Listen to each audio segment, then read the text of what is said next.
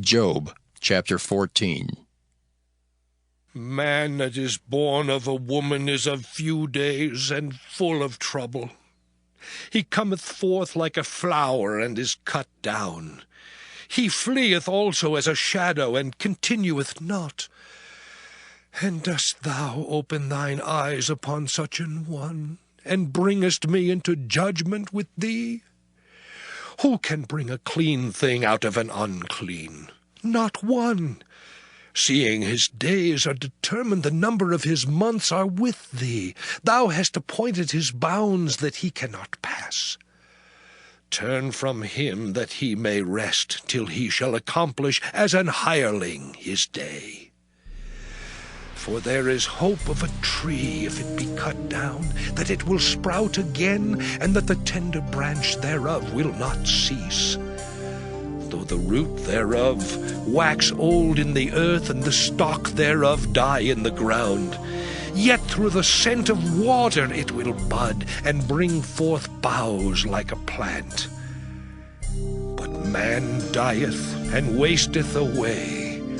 Yea, man giveth up the ghost, and where is he? As the waters fail from the sea, and the flood decayeth and drieth up, so man lieth down and riseth not.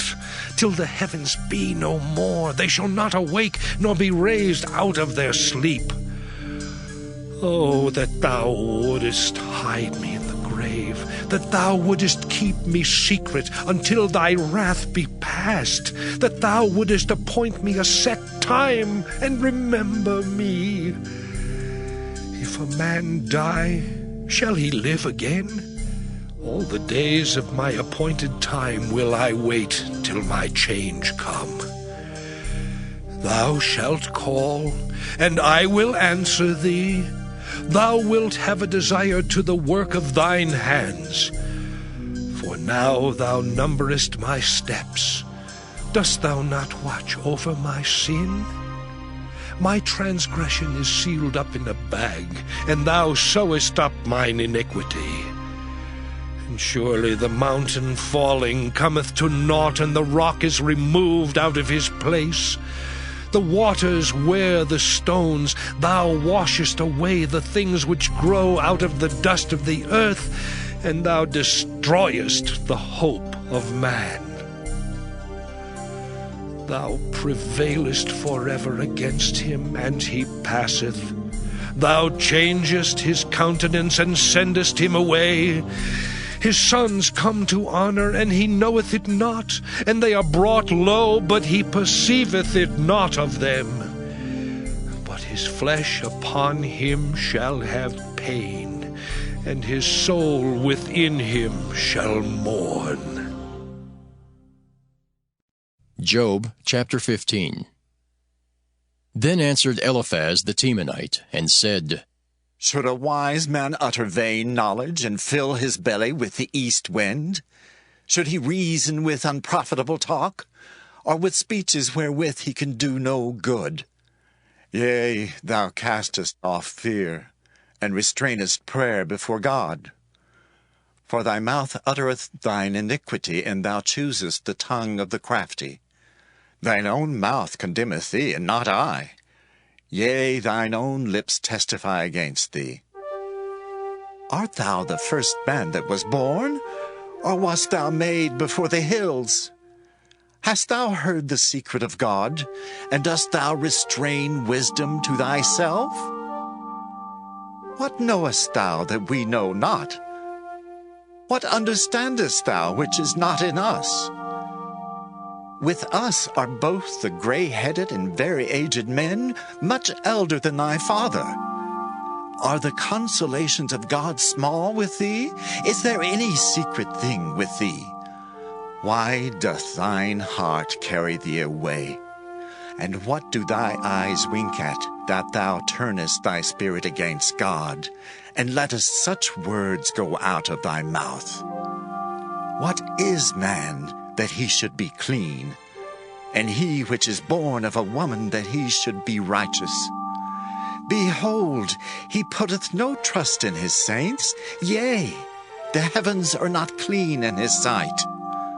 how much more abominable and filthy is man, which drinketh iniquity like water. I will show thee, hear me, and that which I have seen I will declare, which wise men have told from their fathers, and have not hid it, unto whom alone the earth was given, and no stranger passed among them. The wicked man travaileth with pain all his days, and the number of years is hidden to the oppressor. A dreadful sound is in his ears. In prosperity the destroyer shall come upon him. He believeth not that he shall return out of darkness, and he is waited for of the sword. He wandereth abroad for bread, saying, Where is it? He knoweth that the day of darkness is ready at his hand. Trouble and anguish shall make him afraid. They shall prevail against him, as a king ready to the battle. For he stretcheth out his hand against God, and strengtheneth himself against the Almighty. He runneth upon him, even on his neck, upon the thick bosses of his bucklers, because he covereth his face with his fatness, and maketh collops of fat on his flanks. And he dwelleth in desolate cities, and in houses which no man inhabiteth, which are ready to become heaps. He shall not be rich, neither shall his substance continue, neither shall he prolong the perfection thereof upon the earth. He shall not depart out of darkness. The flame shall dry up his branches, and by the breath of his mouth shall he go away.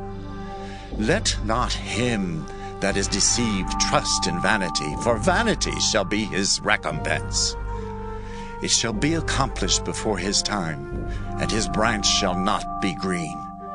He shall shake off his unripe grape as the vine, and shall cast off his flower as the olive. For the congregation of hypocrites shall be desolate, and fire shall consume the tabernacles of bribery. They conceive mischief, and bring forth vanity, and their belly prepareth deceit. Job chapter 16. Then Job answered and said, I have heard many such things. Miserable comforters are ye all. Shall vain words have an end?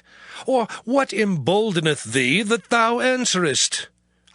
I also could speak as ye do. If your soul were in my soul's stead, I could heap up words against you, and shake mine head at you. But I would strengthen you with my mouth, and the moving of my lips should assuage your grief. Though I speak, my grief is not assuaged, and though I forbear, what am I eased? But now he hath made me weary. Thou hast made desolate all my company, and thou hast filled me with wrinkles, which is a witness against me, and my leanness rising up in me beareth witness to my face. He teareth me in his wrath who hateth me. He gnasheth upon me with his teeth. Mine enemy sharpeneth his eyes upon me. They have gaped upon me with their mouth. They have smitten me upon the cheek reproachfully. They have gathered themselves together against me. God hath delivered me to the ungodly, and turned me over into the hands of the wicked. I was at ease, but he hath broken me asunder. He hath also taken me by my neck, and shaken me to pieces, and set me up for his mark. His archers compass me round about. He cleaveth my reins asunder, and doth not spare. He poureth out my gall upon the ground. He breaketh me with breach upon breach. He runneth upon me like a giant. I have sewed sackcloth upon my skin, and defiled my horn in the dust. My face is foul with weeping, and on my eyelids is the shadow of death.